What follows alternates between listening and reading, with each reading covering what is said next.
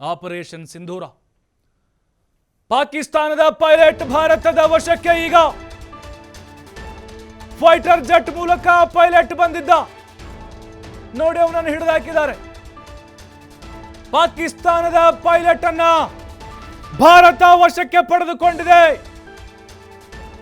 ನಮ್ಮ ಅಭಿನಂದನ್ ಮಾಡಿದ್ರಲ್ಲ ಇವರು, ನೆನಪಿರ್ಬೇಕು ನಿಮ್ಗೆ, ಅಭಿನಂದನ್ ಅವ್ರನ್ನ ಕಳಿಸ್ಕೊಟ್ರು. ಓಕೆ, ಈಗ ಪಾಕಿಸ್ತಾನದ ಪೈಲಟ್ ನಮ್ಮ ಭಾರತೀಯ ಸೇನೆಯ ವಶದಲ್ಲಿದ್ದಾನೆ.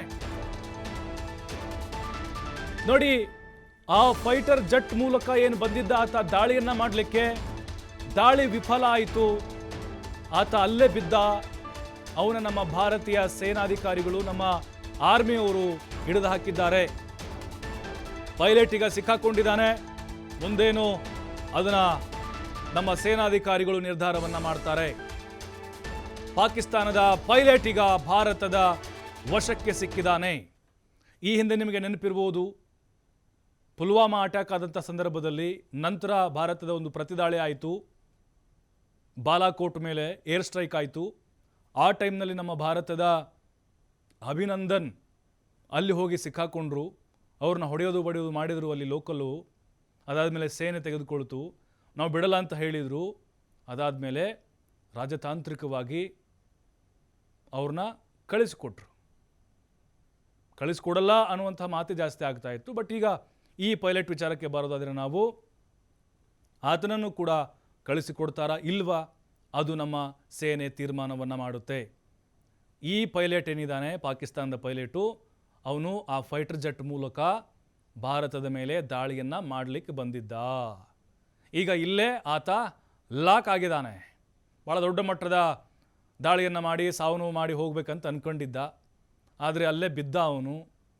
ಅಂದರೆ ಸಂಪೂರ್ಣವಾಗಿ ಆತ ತಂದಿದ್ದಂತಹ ಜೆಟ್ಟು ಅದು ಸುಟ್ಟು ಬೂದಿ ಆಯಿತು.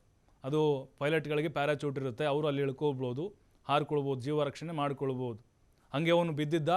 ಈಗ ಅವನನ್ನು ನಮ್ಮ ಭಾರತೀಯ ಸೇನೆ ವಶಕ್ಕೆ ಪಡೆದುಕೊಂಡಿದೆ.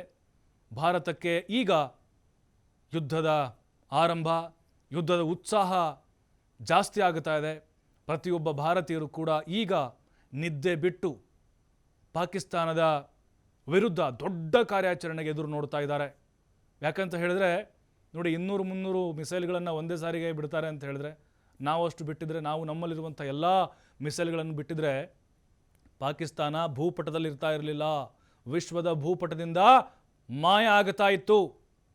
ನಾವು ತಾಳ್ಮೆಯಿಂದ ಕಾದ್ವಿ, ನೋಡೋಣ ಏನಾಗುತ್ತೆ ಅಂತೇಳಿ. ಬಟ್ ಅವರೇ ಈಗ ಭಾರತವನ್ನು ಟಚ್ ಮಾಡಿ ಕೆದಕಿ ಅವ್ರ ಸಮಾಧಿನ, ಅವ್ರ ಗುಂಡಿನ ಅವರೇ ತೋಡ್ಕೊಂಡಿದ್ದಾರೆ ಅನ್ನೋದು ಬಹಳ ಕ್ಲಿಯರಾಗಿ ನಮ್ಗೆ ಗೊತ್ತಾಗ್ತಾ ಇದೆ. ಈಗ ಭಾರತ ಅಧಿಕೃತ ವಾರನ್ನು ಶುರು ಮಾಡಿದೆ. ಕಾರ್ಗಿಲ್ ಆಯಿತು, ಅಲ್ಲೂ ಕೂಡ ಅವ್ರಿಗೆ ತಿರುಗೇಟು.